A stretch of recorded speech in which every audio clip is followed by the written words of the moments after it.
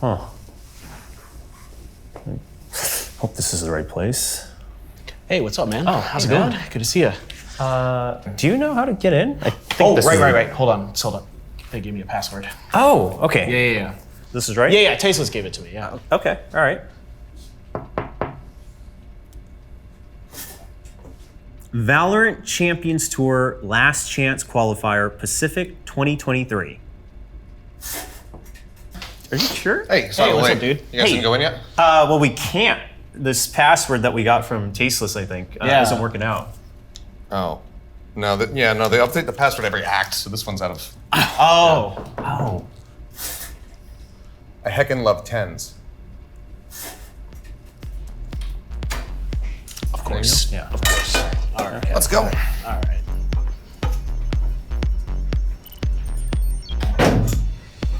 Oh, All right. neat little place. Yeah. Interesting spot. I'm pretty sure this is where CGRS was preparing for Oh, is this Masters. a This is little his jail. dungeon? Yeah, the dungeon where he's preparing. The little time chamber that he escaped from and carried Paper X? Yeah, Alex stuck him in here and he couldn't get out. Yeah. I mean, Masters was crazy. But it is time, obviously, Tokyo just finished, and we gotta wrap things back to Pacific. Obviously, we had a great year, and I mean, Paper X getting third at Tokyo helps, right? Kind of put that little cherry on top. First of all, before we go through all the teams, we have to remember what this is for, right? So this is for the VCT Last Chance Qualifiers Pacific 2023, and we do have a bit of an interesting format because there's only 7 teams. To summarize, basically what's happening is seed 10 through 6, they will have to go through a single elimination gauntlet style in the beginning, but then seeds 4 and 5, thanks to their performance, they will already have a bye into the double elimination section of this tournament at Last Chance Qualifier. But at the end of the day, it's all for that one spot to move on to champions. So if you are one of those teams that had that rough start or, that wasn't able to pick up any wins, this is truly your last chance. Let's talk about that team. What were some of the strengths that we were able to kind of pick out during the regular season? I mean, for DFM, we saw some very big strengths in the likes of Anthem, who came into the squad and came into the season. We're like, okay, how is he going to perform? And I think that he was kind of one of their top performers. One of the big things that I'm curious to see, again, goes back to what does this starting lineup look like? Because this has been a team that has been tooling around with a lot of different things. Initially, we weren't seeing Soldam at all. Suddenly, we're seeing Soldam in. Then it was going to be Suggest out. Then it's Rada out, etc. With the time that they have they settled on a core 5 that will finally be able to get them that win and get them, into that next matchup in the LCQ to have that hope, that dream run to make it over to champions? Because if they could pull that off, then I think it's the storyline of the year. I think that would absolutely supersede CTRS helping to get Paper X into 3rd place at Tokyo. I think that would just take the spotlight globally. And players like Takajay and others really stepping up as well. We saw glimpses from them of brilliance. Takajay and that Viper at times looked really, really good, but we need more from DFM. Who do you think is kind of the main foundation for this team? If you had to pick one player that maybe you really should rely on as a core, maybe it's just because of the position they play, maybe it's the style they play. I mean, I guess Takajay's been kind of a solid controller. I always looked at him as like this guy who's a lot of times has been talked about as a cracked aimer.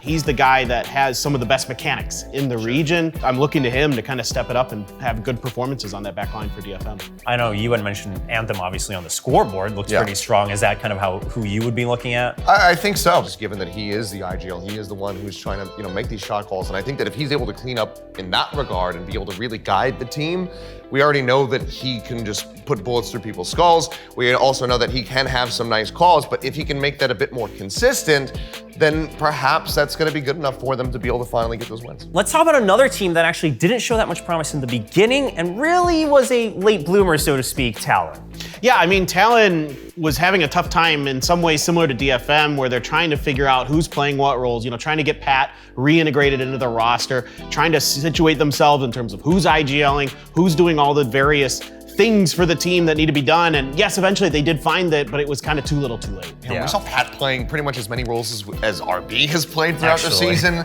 At the beginning, they were really trying to figure out what do we integrate him on, and then at the end, it just kind of came to the same conclusion that I think all the fans were hoping for, which was Pat playing Duelist. We got to see him playing the Raze, a couple rounds on the Jet as well, and it looked excellent. And I can't help but wonder, had they just done that from the start? Maybe he didn't have his confidence back because he recently had his wrist surgery and whatnot, but maybe. Like you guys mentioned, once they started to figure out roles and things like that, we saw that Talon was still a team that understood their own color, right? Their own style of aggression, their own style of set plays, a little different than the DRX or the Paper Rexes that we already have in Pacific. But they kind of like to take a lot of these high-risk, high-reward kind of all-in style of plays. And, you know, when you have players like Pat or Garnett, it works out. Now, let's talk about specific kind of players that you think really stand out. I mean, I guess we're all talking about Pat. He's always been the superstar. Do you think, though, that that is the center of this team? Jit boys. Ooh, I like that you brought this up. Or if Sushi's back in, I'm also fine with Sushi. But one of the boys. One of the boys.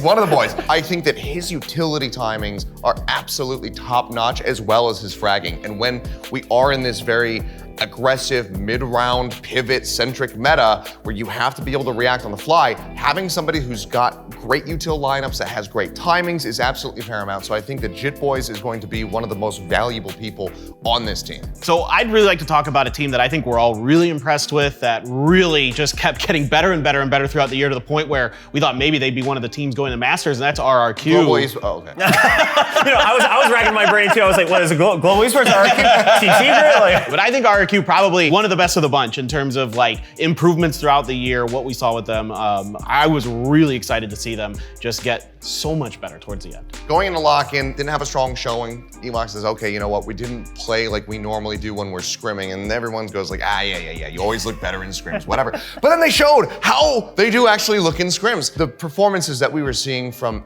everybody on that team, but Xfero in particular, just stunning to see. What impresses me the most is the improvements weren't actually off the back of one player. Sure, Xfero's fragging out all the time, but the wins they got weren't always because of Xfero, it was because of the team. And to me, that's like, okay, so you have someone to fall back on, but overall you're finding your own style, you're getting your own interpretations out there on the map, in the server, and making it work. I think this team really has come together and finished the entire puzzle for that project that they've also had, right, of kind of combining two different regions together and proving themselves. And they were just so close to making it to playoffs and maybe even going to Masters Tokyo, that I would love for them to take this last chance, literally, to be able to make it to an international stage and kind of redeem themselves from lock-in, where everyone said, okay, this is by far the worst team in Pacific. I already kind of teased them up here as we're getting to talk about RRQ, so of course, like, I want to go on to talk about global esports. Let's just take all of these players from different regions. Let's just take 5 duelists and see what the hell we can mold out of them, and then see what happens. And I think that overall, even though they didn't make it in the playoffs, it was a pretty big success. Yeah, I would say so. I mean, a lot of people questioned the comms language, right? And the role situation, like you said. And then on top of that, like the coaching and IGLing, is it gonna mesh well? You have so many different styles from different regions.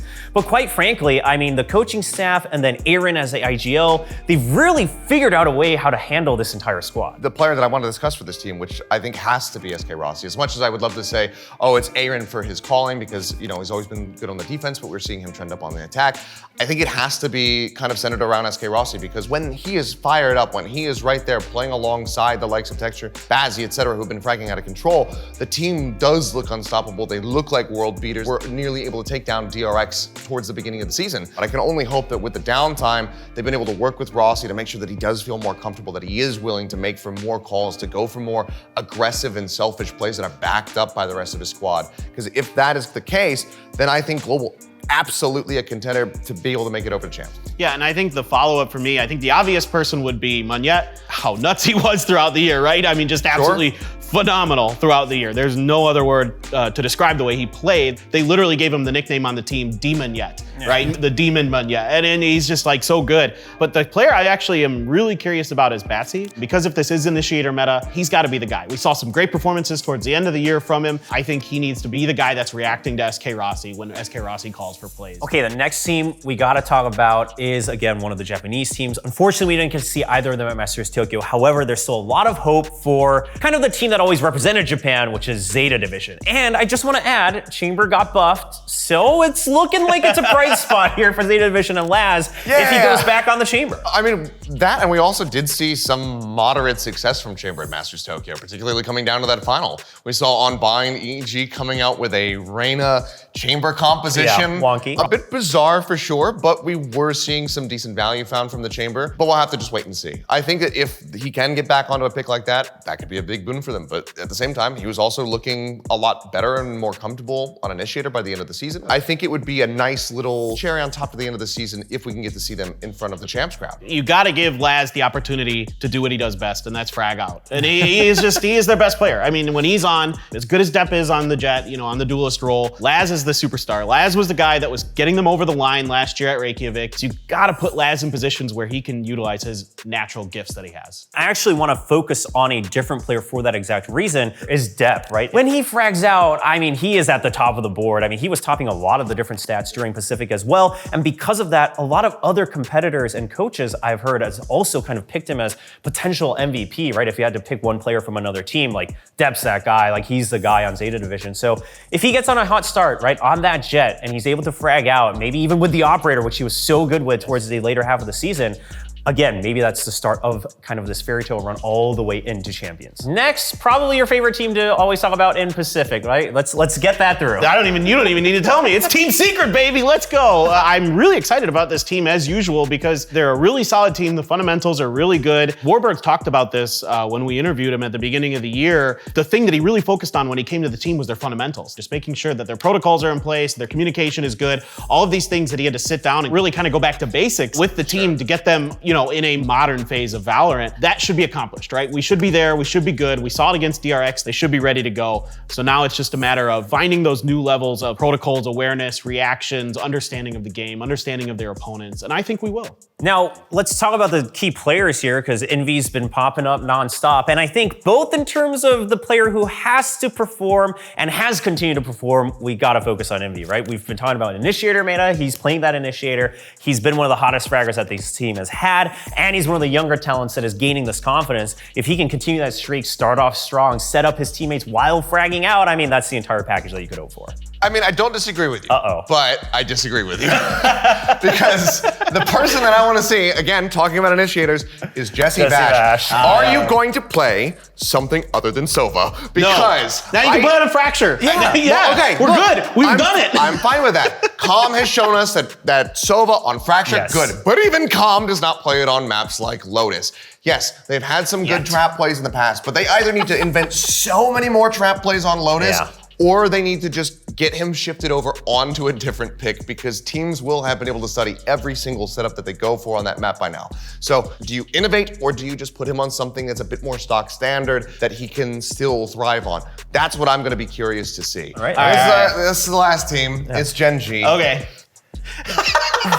I like Gen G. I love the players on this team, but just pull at my heartstrings at every twist and turn throughout this season, because it's this hot start. We're like, okay, Gen G, the performance at Lock-In versus Loud. Gen G's looking like the #2 team here in the region. And then again, they still just kind of stumbled at the end. So I have a mixed relationship with Gen G. I am hoping that they show us the team that kicked off this season. So the player that I'm really keen about for them coming into the LCQ is TS. You just can't get away from TS, right? Team Secret. Team Secret, yeah, that's it. Look, I think for TS, like, he had a really good start to the year when the whole team was playing well. It seemed like everything was going great. He was playing great. He's calling great games. The comms were good. And as soon as they lost that one match, just everything fell apart, you know, and that can't happen again. So that has to be on him, not only as the IGL, but as like the leader. He's the oldest player on the team. And also I'd like to see him be back on like the Brimstone on Fracture and things like that, because his Brimstone is really, really good on that map.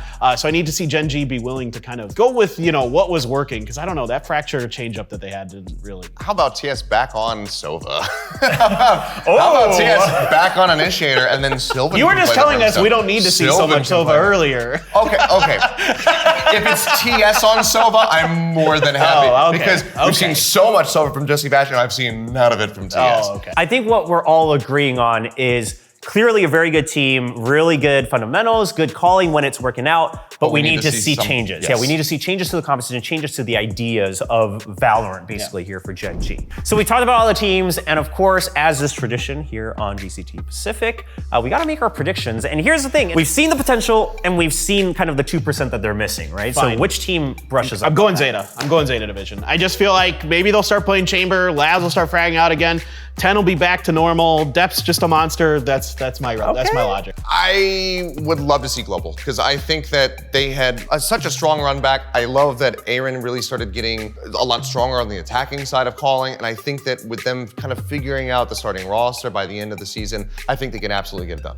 Yeah, this whole time I'm like listening, I was actually kind of hoping that Thinking you would. desperately. Well, no, because I have a team that I want to predict, but this team has claimed that I have cursed them every time I have predicted them, which is you guys, which is RRQ, right? Yeah. And now that I've put it out there, I'm going to stick with it. Yeah. I mean, I can't be upset with either of your choices. I think that honestly, no matter no, which team it's ends so up hard. making it, I think that there's going to be a lot of potential there for them to find some upsets over champs. Well, that's all the 7 teams that will be playing here at Last Chance Qualifier Pacific. Don't forget to tune in on July 18th. It goes all the way through the 23rd, so 1 full week of action to determine who will be the last team from Pacific joining the rest over at VCT Champions in LA. I wish I was first. You gotta go for your boomer bros, man. I mean, but I can't pass up on Manette. I mean, it's just No, but you absolutely can.